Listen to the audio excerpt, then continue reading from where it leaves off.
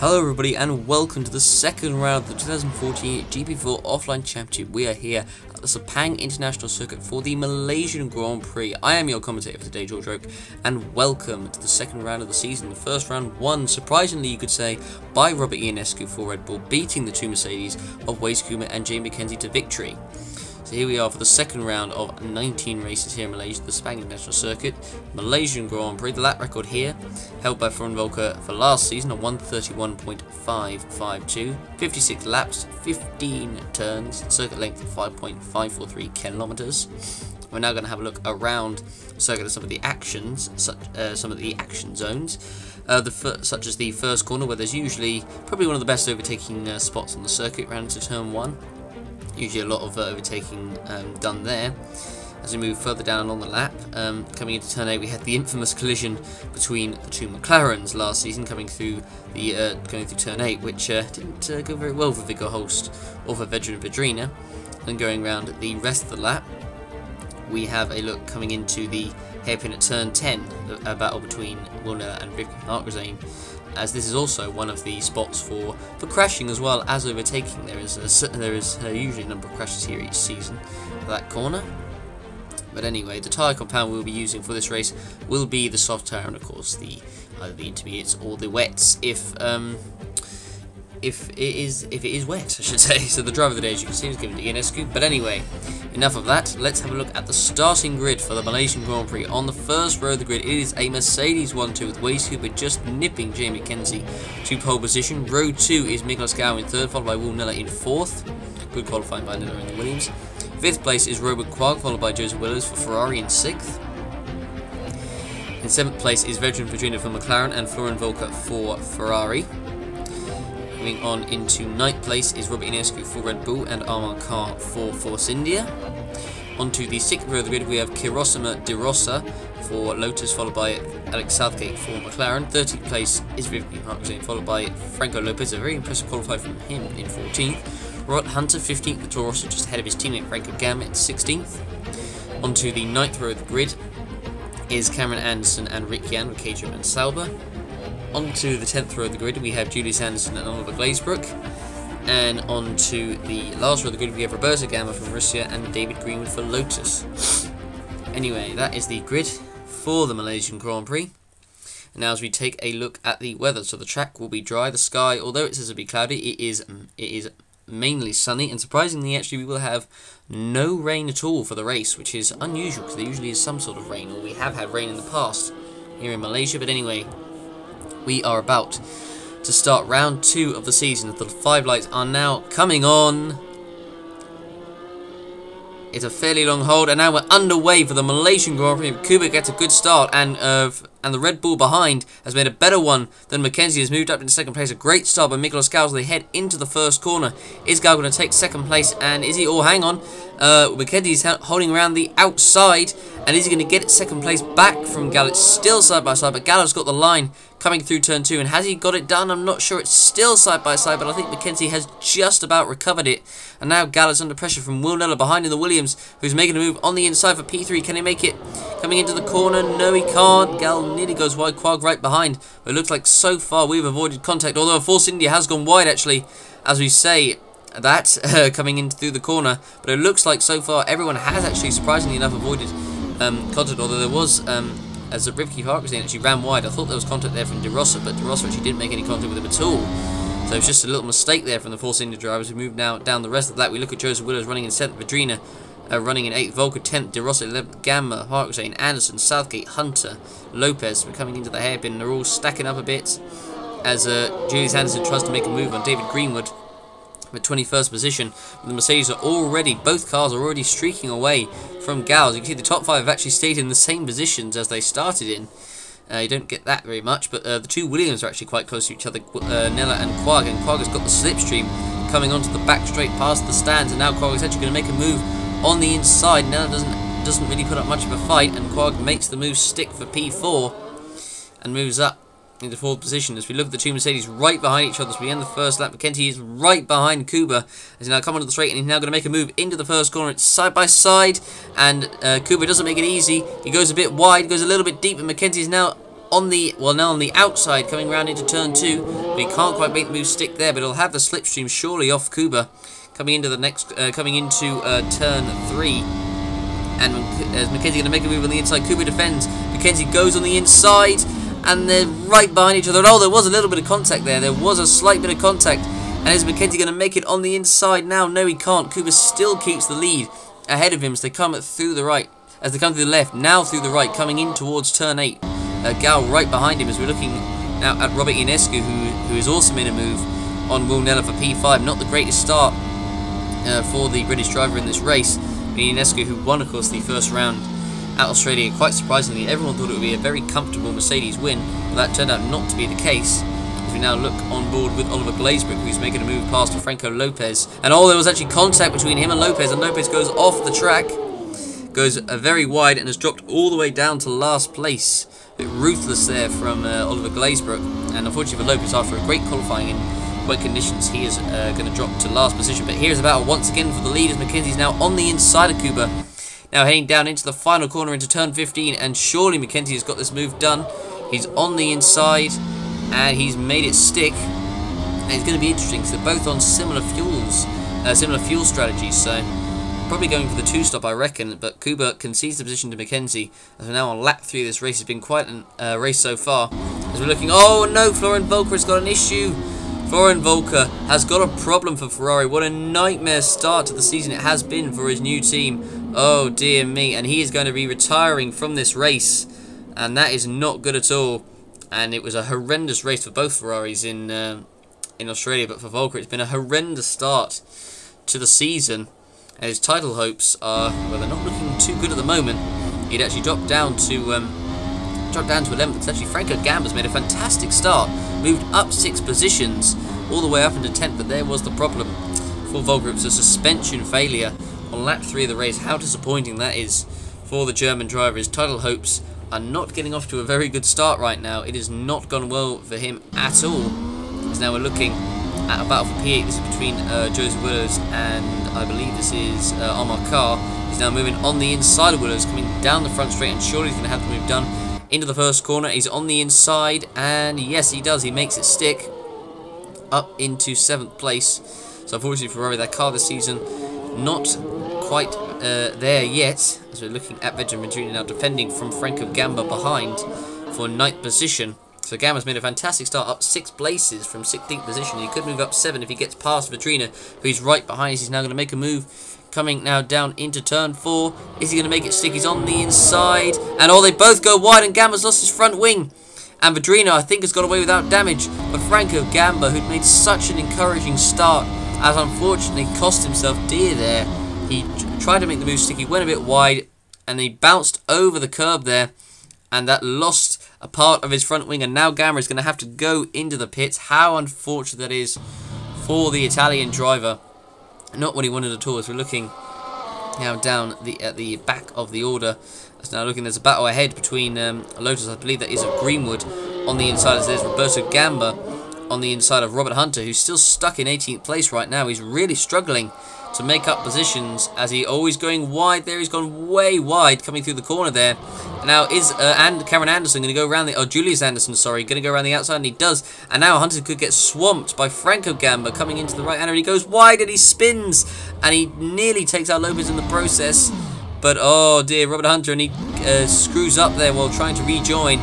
It has been a nightmare race for Robert Hunter. He had such a good race in Australia, but unfortunately had to retire due to an engine failure. He was battling with Roberto Gamba, got on the marbles, went way wide, got a poor run through the corner, and that allowed Julius Anderson to go right round the outside of him there. And then Lopez thought, I'll have a go here, went on the inside. Hunter didn't expect that, went wide, then lost it, and he nearly actually controlled it there, did Hunter, but unfortunately he lost control and then went onto the grass and then made a bit of a screw up of rejoining, but he eventually did get back on the track. As we're looking at a battle for 11th place between Oliver GLAZEBROOK and Vedran, and GLAZEBROOK is going to go around the outside of Vedran, coming down the back straight. Vedran is really struggling with the power, and GLAZEBROOK does it. He makes it into 11th. That's a great move there by the British driver on the Croat.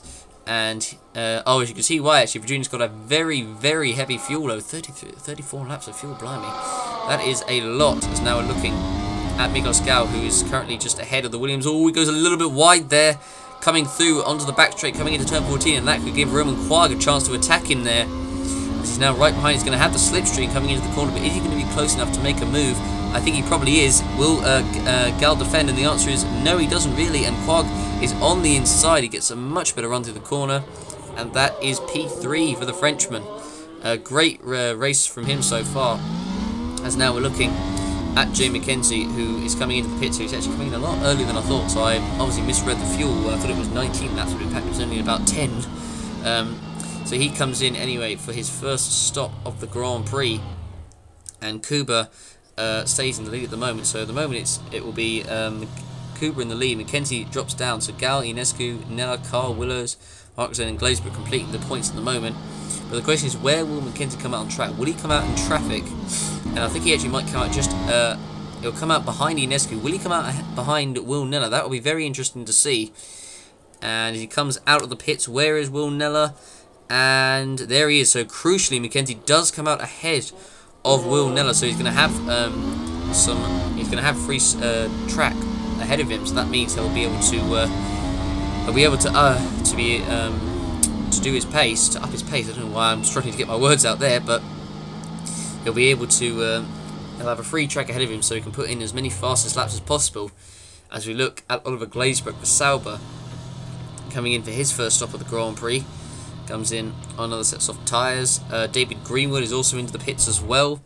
For Lotus, it's a 7.2, he comes out of the pits. As we're looking now at the Williams of Roman Quag, who now makes his first pit stop of the race. I think Kuba will be pitting about a lap and next lap, I imagine. So it'll be interesting to see the pace of McKenzie, but I imagine he'll still come out ahead of Kuba unless Kuba has done very well on this set of tyres. But we shall see as Roman Quag comes in for his stop. And let's see where he comes back out onto the track, puts on all the tyres. How quick is it? 5.7. That's a pretty quick stop, to be fair, from the Williams crew. That's very well done indeed. He comes out, so he comes up behind Carr. Would he come up behind Willows? Yes, he does. And I think he'll probably come out just ahead of Ricky Martin. So we're looking at Franco Gamba. He makes another mistake at the same corner where he lost his front wing, and he rejoins the track and gets away without any damage. And there is his teammate, actually, Robert Hunter, who's trying to recover after that spin he had earlier on. It's been what looked like a good race for Gamba. It's turning into a nightmare for him, I have to say. So now we're looking at Robert Ionescu, who is defending from the Mercedes of Jay McKenzie, who's going to try and make a move on the inside. Ionescu defends. He doesn't let him through very easily there, and McKenzie won't like that. He'll want to get through past Ionescu as quickly as possible. I mean, Ionescu is on a slightly different strategy. He's going to pit a little bit later than the two Mercedes, but as McKenzie's going to be right behind him, will he try and make a move coming into the right-hander? Ionescu really defends. He's not letting him through easily, but he's holding McKenzie up a treat here, so it actually is working well for him, but it's working pretty well, I think, actually, for his teammate Waze Kuba up in front. So looking coming through the hairpin, and surely McKenzie will probably just wait and then make a move on the straight. That will be the next place that he can make the move stick. So looking right behind the Red Bull as he comes now through into turn 14. Ionescu gets on the inside line, defends, but he's not going to have a good exit coming out of the corner. McKenzie's going to be right behind him, and he's going to make the move very swiftly, I imagine. He's going to go around to the outside, is he? Or is he going to make a move to the inside? He's on the outside line, but McKenzie will have to back up, but then he swaps to the inside, and oh, that was so nearly contact there. They were lucky to get away with that. McKenzie doesn't quite make the move stick there. That was very, very close indeed. But McKenzie's going to be right behind him. He's now on the inside. I think Ionescu actually is going to be pitting this lap, in fact. But McKenzie's on the inside of Ionescu, and he finally makes the move stick for third place. Sorry. And he now comes through turn 2. That was probably a bit more, a lot more harder than he probably wanted there, McKenzie. But he makes it stick, and now Robert Ionescu does himself come into the pits for his first pit stop of the Grand Prix. I don't know if he'll be in the shout with win. I'm not sure. There's a yellow flag out somewhere on the track, and oh, it's Rick Yan for Sauber, and he's gone off at the hairpin. And whoa, they nearly took out Carr, and he comes out right in front of, I believe that is veteran Vedrina. And wow, that was that could have been very close indeed. Let's have a look. So Carr tried to make a move on the inside, made contact with Rick Yan. and Carl managed to rejoin, and Jan went all the way over to the barriers there, and as Jan rejoined, he was lucky, he had to swerve out the way to avoid Jan coming back out onto the track, and then obviously come out in front of veteran Vedrino as well, as now Miklos Gal comes into the pits for Red Bull, and let's see where he comes back out onto the track. He was running in, I think in P4 technically, because he was running behind his Roman Quag, so I don't know if actually Quag has made a stop yet. I believe actually Quag has made a stop, so where will Miklos Gal come out on track? Will he come out ahead of Quag or will he come out behind him? So he's come out the pits, Quag is yet to come over the finish line, and he has come over now, so I think Quag actually is going to get ahead of Gal, and the answer is yes he does, as he goes past, and I think he'll just get ahead of Will Neller. So actually, will he get ahead of Will Neller? It's going to be very close, and actually no he doesn't. He actually comes out behind Will Neller as well, as Waze Kuba is in, and he has come out behind McKenzie, as Quag is actually coming out. And is he going to get ahead of Waze Kuba? And the answer is no he doesn't. Kuba just comes out in front, so that actually nearly worked out really well for Roman Quag there. And fortunately for McKenzie, that battle with Ionescu didn't really affect him at all, to be honest. So he was, I suppose you could say lucky, but I guess he's showing the pace that he has got. There's Hunter running currently still in last, as the battle between Gal and Will Neller rages on us. I think Gal has actually got past Will Neller, in fact, but Will Neller make a move back, coming into the right-hander. He's defending Gal. Neller's going to try to make it on the inside. He can't quite do it there, and he stays behind Gal for the time being. We're looking at a battle for P16. This is between Franco Lopez, Franco Gamba, and the Lotus there. I believe that is it? And it's Rosso de Rosso, and there's contact. Lopez again, and de Rosso goes wide, and Gamba makes his way through past one position. Can have a look on board with Franco Lopez.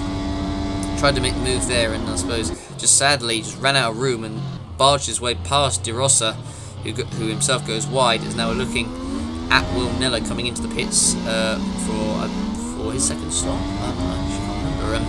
I can't really remember him pitting first time, to be honest. I think he must have done, because otherwise, yeah, he has. Yeah, he definitely has. As he comes into the pits, and let's see where he's going to come out on the track. He had a relatively good race, finishing the top 5 in Australia, which is pretty good. As we look at him coming into the pits, he took obviously 2 wins last year. Came very close to winning the title, but pretty much came very close to winning the title. But unfortunately, that incident he had with his teammate Ionescu at the US Grand Prix sadly ended his title hopes, and he didn't have a good Brazil race and actually finished 3rd in the standings. Will Neller comes out of the pits into P7. There's Quag running in 3rd. He's still got a few laps before he makes his stop. He's very comfortably ahead of Miklos Gal at the moment, so it's looking very good for the Frenchman, as Joseph Willows will be coming into the pits this lap for Ferrari.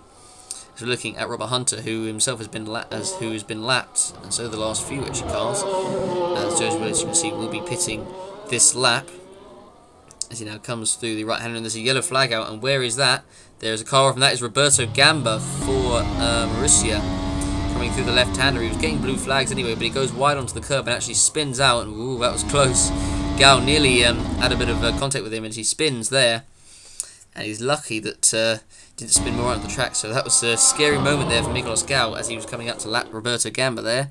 Fortunately, no damage done to either car, and Roberto Gamba will continue the race, but sadly in last position, or in second to last anyway. So that was lucky that and it's lucky there wasn't actually any cars that came through the corner after him there. So we're looking at Cameron Anderson, who's coming onto the front straight. He's running, and oh, Ricky Ann's gone off again, and Robert Hunter has gone off as well. And there's been another collision, looks like, between the two. And what happened there? So Jan was trying to get past Hunter, and then just moved over on him, and there was the collision. Jan went off, and so did Hunter, and they didn't get any damage, surprisingly enough, despite going over the curves pretty heavily. But I mean, Hunter kind of moved over on Jan there, didn't really give him much room, and then that lost. And then Jan went spinning off, and so did Hunter. He went wide as well. As we're looking now at Joseph Willows coming into the pits for another pit stop, and let's see how quick this stop will be for the Ferrari pit crew. And let's see how quick the stop will be. It will be a 5.5. That's pretty quick, I have to say. That's not too bad at all. As he comes out of the pits.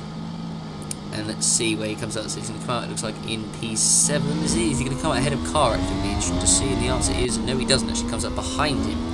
He's now looking on lap 25 of this race, and looking on board with Anderson, who's battling with Franco Lopez, who's now trying to get make a move on the inside. And Robert Hunter's off again, and oh, there's a collision. Ionescu's been involved, and oh dear me, Robert Ionescu's been involved in the collision. I think he's lost his front wing, and yes, he has. And Robert Ionescu, any chance of a podium, I think, is sadly now gone. He's going to have to go into the pits for a new front wing. And what has happened there? Cameron Anderson, who is battling with Robert Hunter in front of him, and they made contact again. That must be the 50th time they've made contact. And then what happened with Ionescu? So he spun right in the middle of the corner, and then, oh, unfortunately, he was on the apex, and Ionescu didn't have anywhere to go, and then make a collision with the front of Anderson's car, and then into his wheel as well, just to compound his misery.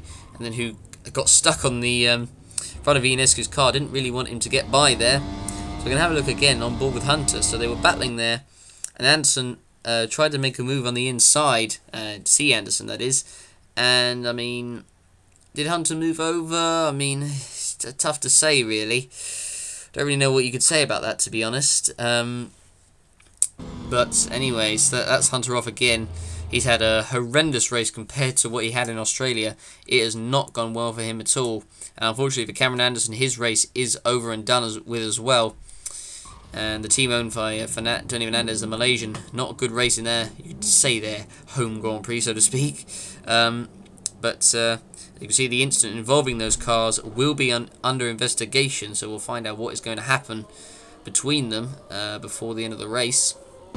As we go back to the action, we're looking at Joseph Willows, who is trying to overtake ARMAR car, who came down to the pit stops ahead of him. And let's see if he can make the move coming into the final corner. He's got the slipstream, and he's now right behind him. And Willows swaps to the inside, and he makes it done. He gets it done. It's P7 for Willows, as now Robert Ionescu has obviously come into the pits for his new front wing. So he'll drop now down to P8, possibly more, depending on how where the other drivers are out on track. Jay McKenzie now comes in for another pit stop for Mercedes, and let's see where he will come out onto the track. And Oliver GLAZEBROOK actually is also into the pits as well for Sauber. You can see him just going into his pit box ahead, as now McKenzie comes in. And where will he come out onto the track? So he comes up behind Kuba. I imagine he'll come up behind Quag. But will he be in clear air? Will be interesting to see. So well, he won't necessarily be in clear air because GLAZEBROOK's ahead of him, but as they'll probably catch up with him pretty soon, I have to say. De Rossa comes in for Lotus, and let's see, he's not had the best of races. Have Lotus. I mean, they scored points actually in the first round in Australia, but that was down to David Greenwood, who finished in P9, I think it was. So they had a good race then. I mean, it's not quite worked out the same way, however, in Malaysia. As we're looking at Quag, he makes his stop, 6.4, he comes back out onto the track, as Julius Anderson has to wait for him to go out there. So now we're looking at Ionescu trying to recover positions after that collision. He'll have to pit once more. Well, actually, they all will. Before the end of the race, he's right behind Ricky Parkazane in the Force India, who goes wide, and that allows Ionescu the position there. He's now looking on board with De Rossa, who's running in P14 right now. He's got Veteran Vidrino ahead of him, who goes wide and spins, coming out of the fast left-hander there, but he recovers. And it looks like, I think he might actually keep the same position. That was a very scary spin there. I mean, you go through so quick there. At about 260 kilometers an hour he spins, and he recovers it quite well actually, and gets back onto the track. I was lucky that there wasn't any cars coming around that corner, but is a very dangerous, not very dangerous, but a very fast part of the circuit. And obviously, if you get it wrong, then it could have repercussions for you. But fortunately for Vidrina, it didn't. The only repercussions it had means that it will allow Kirosima De Rossa to catch up to him before, well, in a very short amount of time, probably more than he would have liked. But he'll be pitting soon anyway, so it's probably due to the fact that his tyres are now done, as now Waze Kuba comes in for a pit stop. And let's see where he will come back out onto the track. And let's see the pit stop he can make. Let's see, how quick will it be? The answer is it will be a 6.4 second stop. That's not too bad. That's not too bad, and he'll be going, of course, to the end of the race. And let's see, he'll come up behind his teammate McKenzie. Will he come out actually ahead of Gal? Be interesting to see, but I believe he will. As looking now at the two Force India drivers behind each other, Rifki Hartwig ahead of ARMAR car. They're coming into the final corner as he's going to try and probably make a move coming down the back straight, or at least try and make a move coming into the final corner. It's almost side by side, but Car's going to be right behind Rifki Hartwig. Is he going to make a swap to the inside? And yes, he does. And oh, he locks up badly coming into the corner. Oh no, and he's going to spin as well. Oh dear, that has not worked out very well for Car there. He tried to make the move on Hartwig. I thought he was going to try and go for it, but then he just backed out, locked up, went wide, and then went on the curb, and that sadly spun the car around. It's a costly mistake there by the British driver. You can see just the lock up there, and then just goes wide, then loses control of the car. And so that means now he's lost a lot of time to Hartwig. He's going to be pitting soon anyway, but that's more time lost than he ideally would have wanted. He's now looking at Robert Inescu, who's currently running in P7 right now. And that's Franco Lopez, who's out of the race. He's got an issue. I couldn't quite see what that was on his steering wheel, but that is the Argentines race over and done with. And that is not good at all. Let's have a look at what happened. So he's coming down the back straight. He's running in P19, and it was a puncture actually, and it was just before the pits. So that is very, very unfortunate there for the Argentinian driver. But that is his race over and done with on lap 39 of this race. So there we are. So he retires. That is the third retirement, I think, of the race. That is, I'm pretty sure. And Robert Hunter. I mean, just to compound the poor guy's misery, he now has a loose wheel. I mean, everything is going wrong for him so far this race. It couldn't really go any worse, to be honest. But he is literally in stone dead last. So, as I said, 3 cars are out. And looking at Robert Hunter, who...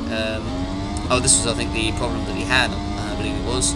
And it was the loose wheel, it was coming down through the last bit of the lap. And obviously having to go into the pits, but he was running last anyway, so it's pretty much irrelevant what happens to him. He might as well have just retired the car after that, because he's not going to get anything out of this race.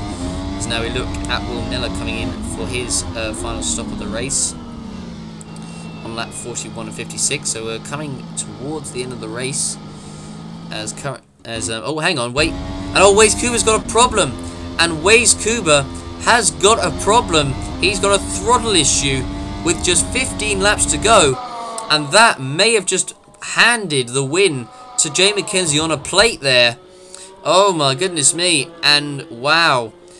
And Jay McKenzie has surely now got the win in the bag, now that Waze Kuba has got this problem. Oh dear me. And it's going to be very comfortable now for McKenzie for the victory for sure, unless he has a problem, as Kuba now comes into the pits. Oh no, and that is going to deny Kuba his first victory of the season, unless anything goes wrong with Jay McKenzie. So, oh dear me.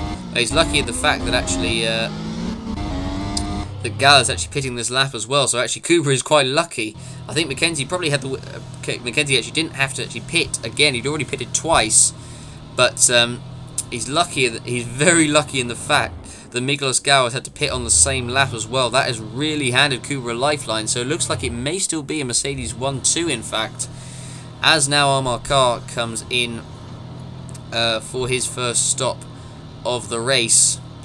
And let's see if he can come away. He'll come out on track. There's another car coming in ahead of him, as Kuba now will come in P3, but obviously it will be P2, as now Robert Inescu comes in for his final stop of the race for Red Bull. So unfortunately with that collision means he will not get a podium out of this race, but I believe he'll certainly get a top 10. I'm not exactly sure where he will finish. I think he'll probably be in the lower reach of the top 10, maybe 7th or 8th maybe. I imagine around those places. I don't think he's going to get too higher than that, as he comes now out of his pit stall,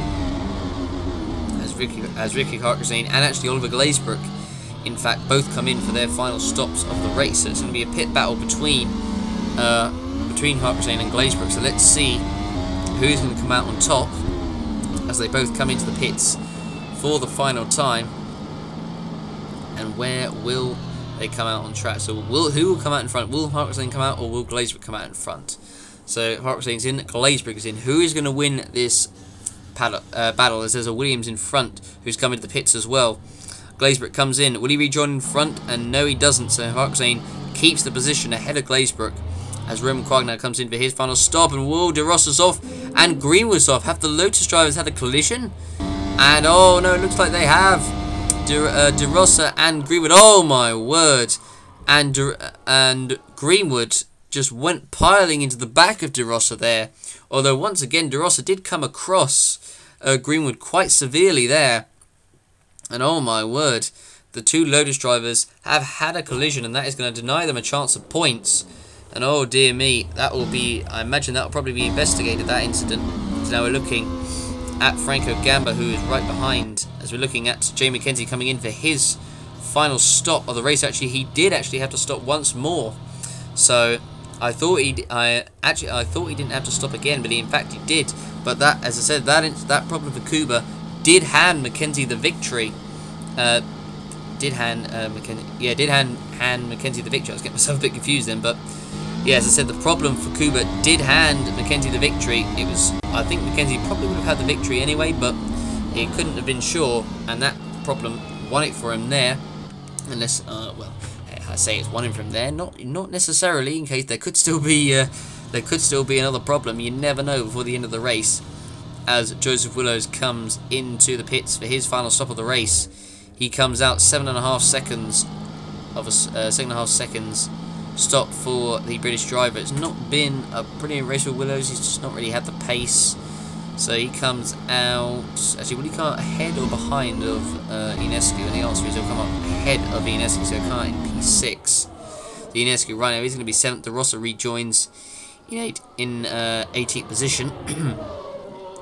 So looking at McKenzie coming round the first corners, there's Miguel Scal only just coming down the straight. So McKenzie's got a massive lead right now. And there is Quag, who's just trying to lap the Force India of Ricky Parkson for 8 places. There's a yellow flag out somewhere. And oh no, Rick Yan! And oh my word, there's been a collision. And that is, which car is that? I think that is Julius Anderson, whose car has been completely destroyed, and Rick Yan has been involved in yet another collision. So what on earth has happened there? So let's have a look. So Yan was trying to get past Julius Anderson coming into the corner, and then as they came around, they just made contact, and then it flipped the car actually on its side. I don't think it actually flipped it entirely over, but I think it flipped it on its side, was it? And let's have a look. And yep, just flipped the car. Actually went on its side there, and I don't know if it quite rolled over or not. I couldn't quite see. Let's go on board with Anderson, and let's have a look and look on board. And the car tips over on its side, and oh no, I don't think it quite, doesn't quite tip over, but the impact was enough to destroy the car there. All the bits of it just flying absolutely here, there, and everywhere.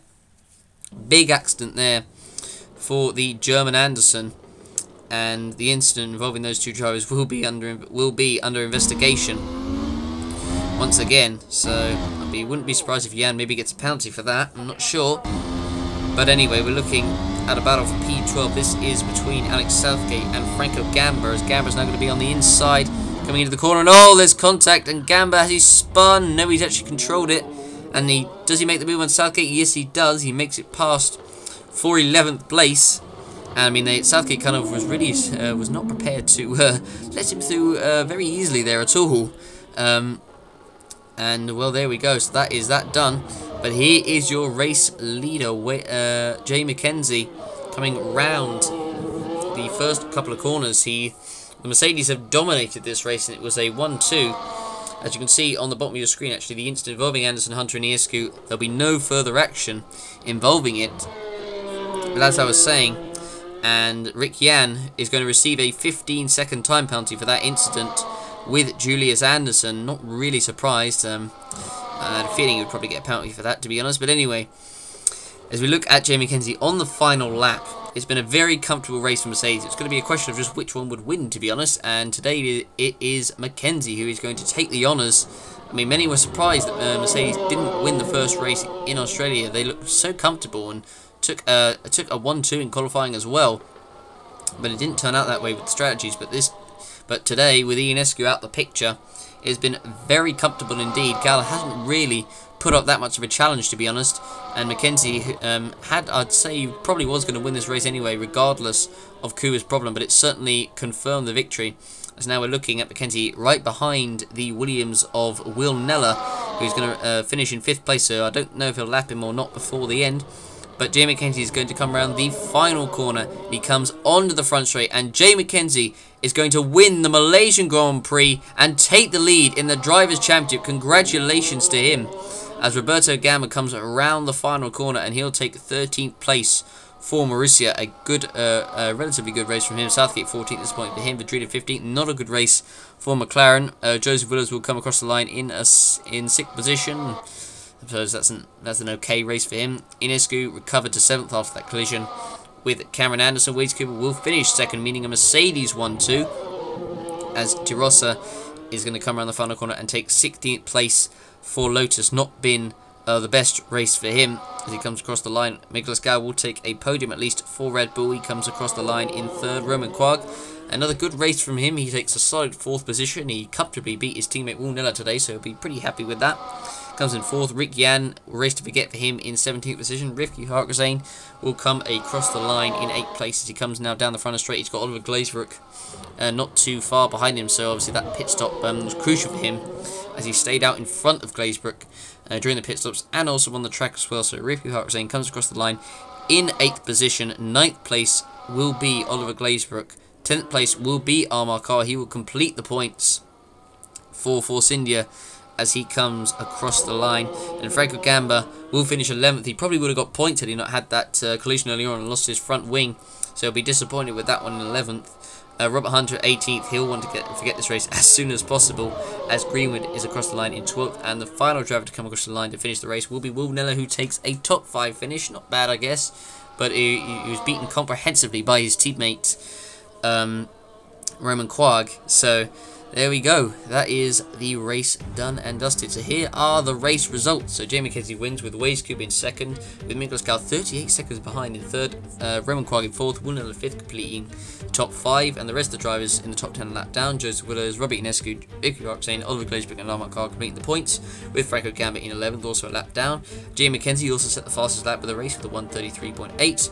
David Greenwood also a lap down in 12th, with Roberto Gamba, Alex Southgate, Victor Vidrina, Kirosima De Rossa, Rick Yan and Robert Hunter all 2 laps down. Obviously Yan stayed in 17th despite that 15-second penalty, with Julius Anderson, Franco Lopez, Cameron Anderson and Florian VOLKER not finishing this race.